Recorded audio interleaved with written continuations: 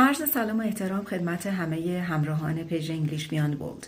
بنده اساری هستم و همونطور که در جریان هستید در ویدیو قبلی روش ثبت نام زبان آموزان عزیز رو خدمتتون عرض کردم.